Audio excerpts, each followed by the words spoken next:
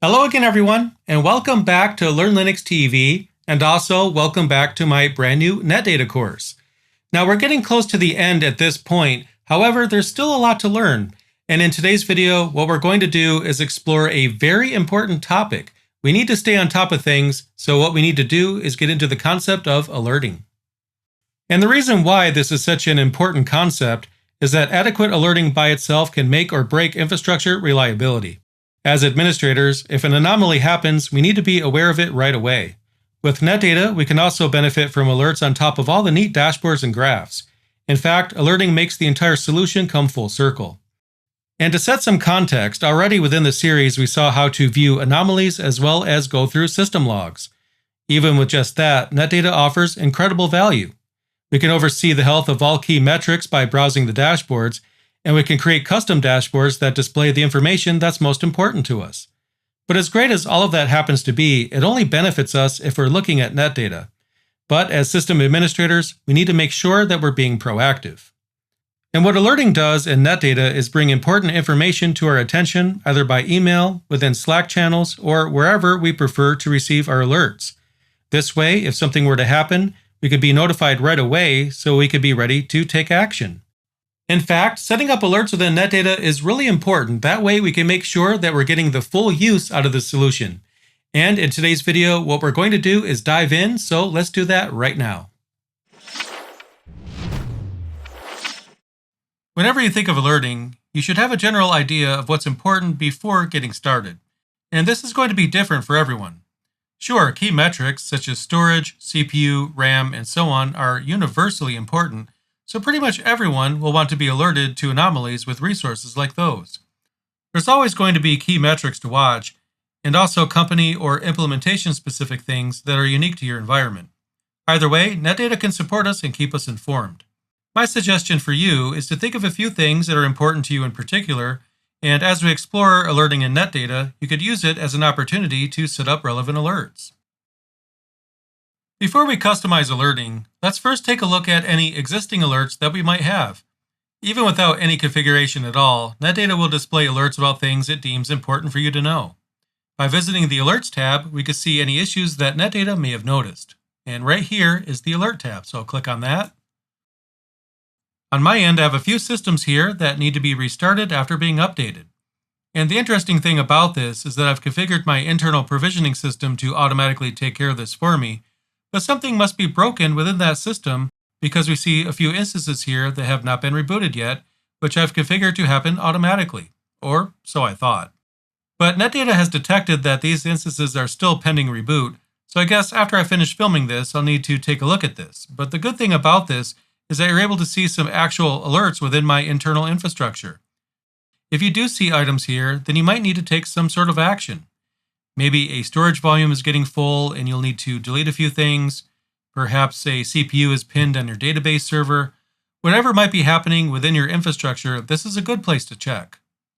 Another thing to note is that the Alerts tab itself has two sub-tabs named Raised and Running. The Raised sub-tab shows current alerts, if there are any, and the Running tab shows areas of focus that are not triggering or showing as bad. So if you're curious about the things that Netdata is paying attention to, you can view this list right here to get a general idea. So I'll click on Running. And here we see some of the areas of focus for Netdata. Right here we see 2 under Warning. So under Raised we have the system reboot requirement. And then we also have that listed right here. Again, these are the focus areas for Netdata, pretty much all of them. But any that are actually raised are on the Raised tab.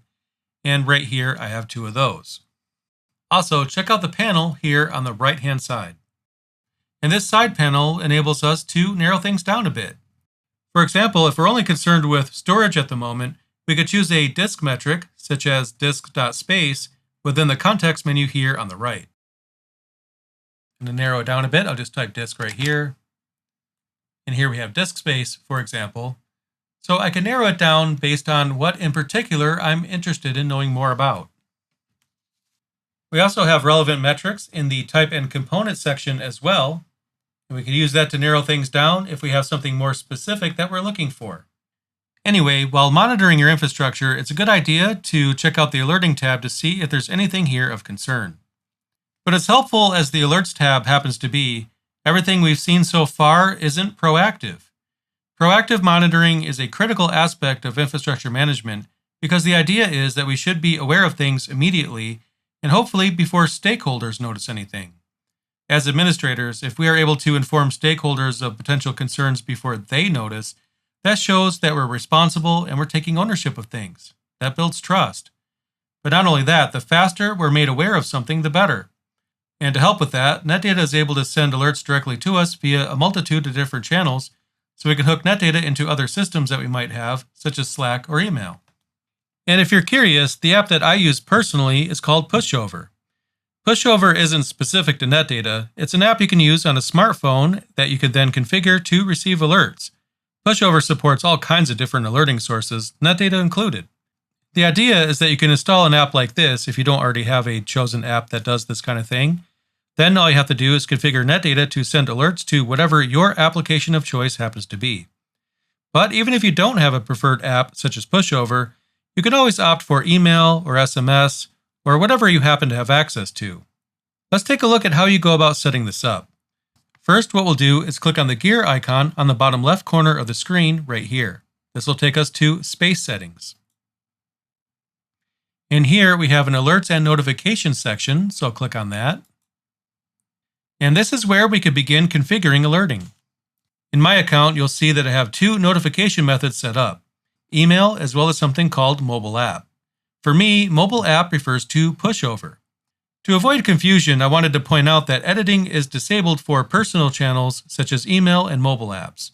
If I go over here to the pencil icon to edit an alert type, you'll notice that it's disabled and I can't actually edit that. Again, when it comes to personal channels, you are not able to edit these here in particular, but you are able to change your email address, and the mobile app integration here is configured on the host side of things, which is why we can't edit it from within Netdata. On my end, I manage this mobile app integration right here via Ansible. It sends a Netdata compatible config file to all of my servers, and then Netdata is able to pick that up and show the alerts. And to give you an idea of what that looks like, what I'll do is go into my Etsy Netdata directory. And here you can see I have a file called healthalarmnotify.conf. I'll highlight that on the screen right now. And what we'll do is take a look at it. So I'll just open it up in a text editor. And there's going to be a lot of comments here that are not going to be taken into account. So I'll scroll down and find the section where I added Pushover. Anyway, right here, you can see some of the values that I configured to set this up. I have a Pushover app token, which I've included there in the file. I also have the default recipient for Pushover. And these values came from Pushover itself. When you set up an integration, it's going to give you an API token, maybe some other information. And what you'll do is fill in the fields here for Pushover. Pushover is supported by Netdata directly. And right here, you can see just a few lines of code that I needed to add in order to set that up. Anyway, back here in the Alerts and Notifications tab, if you want to add a configuration from the Netdata side, what you could do is click right here to add a configuration. So I'll click on that. And you'll see right here, email and mobile app are in the personal space. Those you can't edit from within Netdata's console, but you also have some other sources here as well. So if you wanted to integrate Netdata into Slack, you can add a configuration for that. You have Rocket Chat, Telegram, also generic webhooks as well. And generic webhooks are very useful if you want to add an integration that isn't shown here. If the application supports webhooks, then what you could do is click Add right here. And then you get a page right here where you can configure the integration. Now, I'm not going to be able to show you an example of this because it depends on the application that you're using. Applications that support webhooks will have a different URL, for example. And you're going to have different authentication modes. Essentially, you'll get information from the service that you're trying to use with Netdata when you create a webhook for it. And when you do create that webhook, the application will give you the values that you need to add here. I wanted to show you that you can use a generic webhook, and the reason why you would use this is if the service that you want to integrate when it comes to alerts is not one that's listed right here. In this section, what we're going to do is take a look at how to adjust the metrics for these in case we need a more specific configuration. Now, most of the time, you won't have to customize alerts since Netdata does a great job by default of detecting issues and watching important metrics. However, you still might end up encountering a situation where Netdata's default metrics might need to be adjusted to match situations in which you need a more specific configuration. And there's a few ways to edit alerts. We could configure these via Netdata's Dynamic Configuration Manager, or we could configure alerts by editing config files. For an example of this, what I'll do is go back to the main screen. We're going to go to Space Settings. That's one way that we can access the Configuration Manager, so I'll click on that. Next, I'll go to Configurations, and then I'll click on Health right here. And here you can see some of the default alerts that come with Netdata. There's quite a few alert prototypes here. I can't go over all of these because you can see just how many there are, but I'll just pick one randomly. So for example, disk inode rate right here. If we want to edit that particular alert, or any alert for that matter, we can click on the pencil icon here on the right, so I'll do that right now. And then here we can configure that alert. So essentially what we're doing is we're changing the default. This is an alert that already existed within Netdata. We didn't create this. And again, most of the time the defaults are fine. But if you want to edit an alert, maybe tune it a bit, you can go through here and configure it. For example, here under values, we have samples, percentages, and anomalies. And we have the actual values right here that Netdata is using. If you click through here, you can get an idea of some of the things that you can configure. Similarly, I'll pick another metric here, randomly of course. I'll pick 20-minute steal CPU right here. We'll edit that. And again, we can adjust the values. When it comes to the actual values that you'll add here, it really depends on your environment. We have some configuration right here on the right-hand side that'll give us more specific information when it comes to how an alert is set up. You can see the default values, for example, every 5 minutes. If you wanted that to be more frequent, for example, you might change that. And right here, we have the actual values that we're setting. I'll leave the actual configuration values up to you. It really depends on your environment and what's important to you in particular. But as you monitor your infrastructure with Netdata, what you're going to do is decide whether or not the defaults are fine for your particular use case. If you want something to be more frequent or less frequent, then you can change it here if you'd like to do that. But anyway, as you can see, we have a lot of control over alerts right from the dashboard. But like I mentioned, you can edit config files within Netdata's configuration directory as well. So let's see what that looks like. And to look at that, here I have an SSH connection that's open to the web server that we set up earlier. So what you could do is just use SSH to connect to one of your servers, and we'll take a look at how exactly you can edit the config files to update an alert. The first thing we're going to do is go into the etc Netdata directory. And if I list the storage, we have a config file here called netdata.conf. So what I'm going to do is edit that file right there.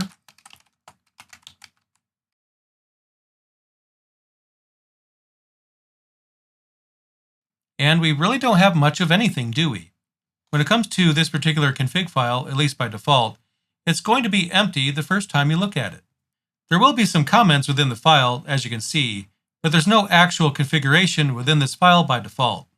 To generate a config file based on current values, we can use a special command to do exactly that. In fact, it's listed right here in the comments. So what I'll do is close out of the file and return to the command line. So to generate a config file based on the default values, what I'll do is type sudo and then netdata CLI. I'm going to use the option dump config. And what I'm going to do is write that to a file within my home directory. And it should be as simple as that. If I go back to my home directory, you'll see the file right there. And since we created this file within our home directory, Netdata is not going to use it. We'll look at applying config file changes shortly, but for right now, I decided to make a local copy so we could play around with it before we make any of the changes final. Note that I use sudo with the command we used to create this file, even though I'm writing the config file to my local home directory. And writing a file to our home directory is not normally going to require root privileges, but for security reasons, we'll need sudo to access config information even if we're not making changes to it. Anyway, what I'll do is open up that file. And here it is. Now, one thing to get out of the way is that I won't be going over this file line by line, as there's over 700 lines in this file anyway. But what I will do is show you the basic workflow when it comes to altering configuration. Another thing to keep in mind is that this file, at least for now, contains only default values. So everything we see in this file is already in effect. As you can see, it's quite a massive file. In my case, what I'll do, just to make a simple change to this file, is I'll uncomment the configuration line that I want to change. I'm going to change the time zone to something else. I'm going to change mine to America/Detroit. It's a very simple change, and what I want to do is just show you the workflow. What you'll do on your end is just change whatever values you want to change within this file, and then once you do that, you'll save the file. So I'll save it right now. And that brings us back to the command prompt. And to make any changes that you've made to that file take effect, you'll copy that into your Netdata config directory. Again, that was etc netdata. And inside that directory, we have our config file. That's the one that ships with Netdata. So what I'll do is just make a quick backup copy of that file. And this is a good idea just in case you make any mistakes in the file. We definitely don't want to disrupt Netdata if we can help it. So we'll keep a backup file of the original configuration. And obviously, the default config file contains no changes at all. It's just the default config file. But if you did make changes, it's a good idea to back it up.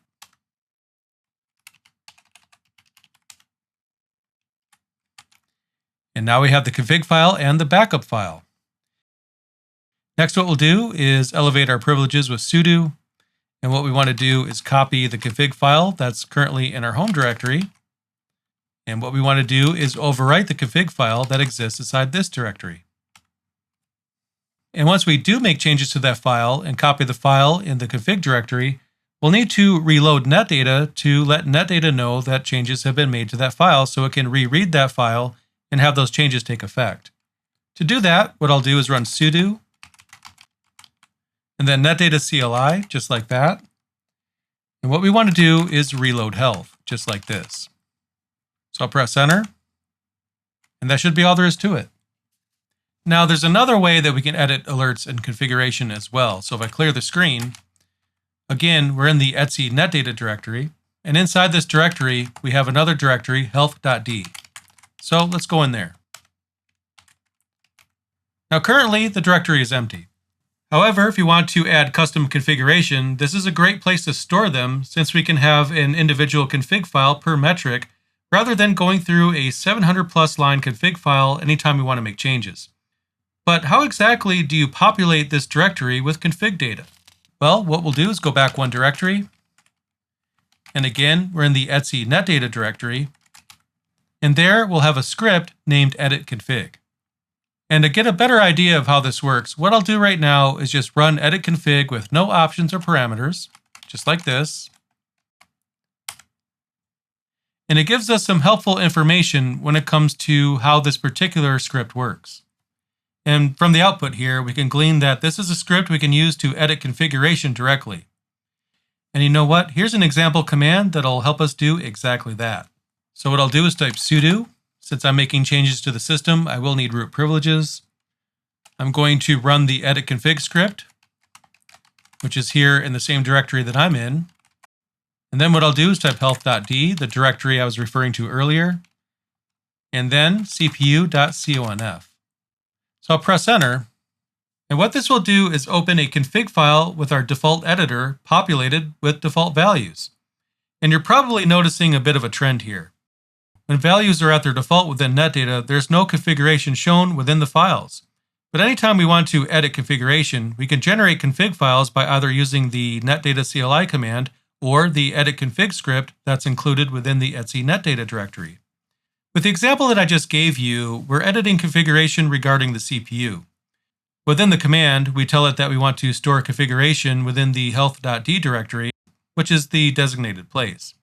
We're editing CPU configuration here, so we name the file cpu.conf, short for config. In our editor, we now have all the default values regarding the CPU. Of special note is a section that shows the warning and critical percentages for CPU usage, defaulting to 75% and 85% respectively.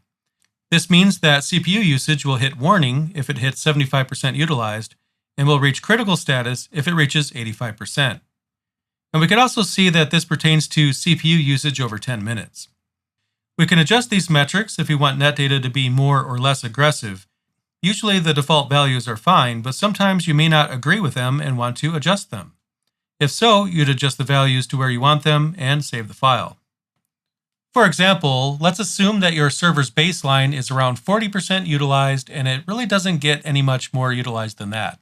In that case, you might want to lower the warning state to give you a warning when it's a lower percentage than 75, because maybe once it hits 60%, that's a little unusual for that particular server. By using the baselines of a server, you can get a good idea of what these values should be. In most cases, 75% for warning and 85% for critical is going to be fine in most cases. But again, depending on your needs and your infrastructure, you might want to change that. So what I'll do is just update this configuration right now. I'll just change this to 65%. I'll change this to 75%. And then critical will start at 75% as well. So I've made some changes to the file. What I'll do right now is save the file. Now, if we go into the health.d directory, and again, this is the full path where I am right now, you'll see that I have cpu.conf right there. So if you want to edit a particular piece of configuration, storing configuration files in health.d is a great way to do it. Again, the benefit is that the main configuration file has a ton of lines of code in it, and it might just be a pain to go through it every time you want to adjust something. But if you want to make individual one-off changes, it's a really good idea to store them in health.d, and you won't have as many lines of code to deal with. Now, before I go any further, you might be wondering when to edit config files manually and when you should use the console to edit these. It's actually up to you, but most people are going to use an automation system such as Ansible and will want to roll out configuration changes to a fleet of servers. If you already use something like Ansible or Chef, it might make sense to create a template file within your automation solution and then deploy that change to all of your instances the same way you would with any other configuration change. And this makes Netdata more flexible, but depending on what you want to accomplish, as well as your environment, you might choose one over the other. The thing is, a full walkthrough of every configuration that you could possibly change would push this video to be over a few hours long, but for the most part, the workflow I just went over should give you everything you need. As an administrator, you might find that all the default values are fine, in which case there's no need to edit anything at all. However, if you'd like to make Netdata more or less aggressive, then you'll do so via one of the methods that I just went over in this section. Now, another concept I want to touch on is alert silencing. If we go to space settings, that's this icon right here, and then we go to alerts and notifications, we have a tab right here for silencing rules. And what you could do here is, well, silence a rule. If you don't want to be alerted on something, then you could silence the alert right here. For example, I can click Add Rule. I can give it a name. Whatever I want to call the override, I can give it a name. You could choose which nodes you want this to apply to. So maybe I might want to target a few testing servers, for example. And scroll down, see some of the other options that we have here. And then right here, under Alert Name, we could choose the alert that we want to silence. Again, there's going to be quite a few right here that we could choose. I'll just choose the first one as an example. And what we could do here is silence for a specific duration. We could schedule the silence to happen at a particular time if we want to. So for example, if you have a maintenance period coming up and you don't want to be alerted about anything during that time, or you want to silence a particular alert during that time, you could choose the schedule right here. And you can also choose whether or not the silence rule repeats itself or if it's just a one-off. Now, the main reason why you might want to do this is if you're working on something, either during a maintenance window, maybe you're just adjusting something, you might not want to see alerts over that time. If that's the case, you can silence an alert so that way it won't bother you while you're working on it. And then when you're done, you can go back in and cancel the silence for that alert. Of course, if you set a time period for the silence rule, it'll automatically re-enable itself when the time elapses. Here we see that we are silencing alert from May 21st at midnight to the next day at midnight. So that's a 24-hour period. That's just the default. You can, of course, change this to whatever you want it to be. And again, this is really great for maintenance windows. So if you have a maintenance window coming up and you don't want to be blasted by a bunch of emails about something while you're working on it, then this is the way that you could silence that alert either permanently or temporarily. Now, before I close out the video, there's another feature that I want to make sure that you're aware of, the Netdata Assistant. Netdata's Assistant is an AI-powered tool that can assist you when it comes to understanding your configuration. Now, I know what many of you are thinking. AI? Really? But it's not that bad, I promise. A lot of us are encountering AI fatigue nowadays, with AI being pushed to us without us even asking for it. Even operating systems include AI tools built in nowadays, whether we want them or not. Netdata's Assistant is an optional tool, so you don't have to worry about AI taking over Netdata. You're still in the driver's seat. With Netdata, this optional tool is available for you to use if you need it, or you can simply ignore it if it's something that you don't find useful. That said, it's definitely worth checking out because it can greatly simplify the process of adjusting things, so it's at least worth a look. To use the Netdata Assistant, what you'll do is look for the Netdata icon underneath Actions for any one of the metrics. So what I'll do is just pick one randomly. Right here we have disk space usage, which is definitely important to keep an eye on. But right here we have a Netdata icon, and the heading says Get Some Help from Netdata Assistant. So I'll click on it and let's see what happens. And as you can see, when you click on the Netdata Assistant, you'll activate the assistant, which will help you understand what the alert pertains to, and it will also give you any relevant troubleshooting information that may pertain to that metric. So anytime you need more information for an alert, the assistant is a great way to learn more about the metric and also view relevant information for it. Whenever you're in the process of configuring individual alerts, you could click on the assistant, and having it explain some things to you might help you make better decisions. And with that, we've wrapped yet another episode within the Netdata course here on Learn Linux TV, and I really hope you're enjoying this series so far. Anyway, in this video, we took a look at alerting. Like I mentioned a few times during this episode, it's really important to set up adequate alerting so that way we can make sure that we're kept up to date on the things that are most important to us as system administrators. So as always, I hope this episode has helped you out. In the next episode, what we're going to do is take a look at troubleshooting. Even though we might be very skilled as system administrators, there's always something that can go wrong, especially if you factor in chaos theory. No matter how good we are, we're going to run into situations and we're going to need to troubleshoot those situations and find the root cause.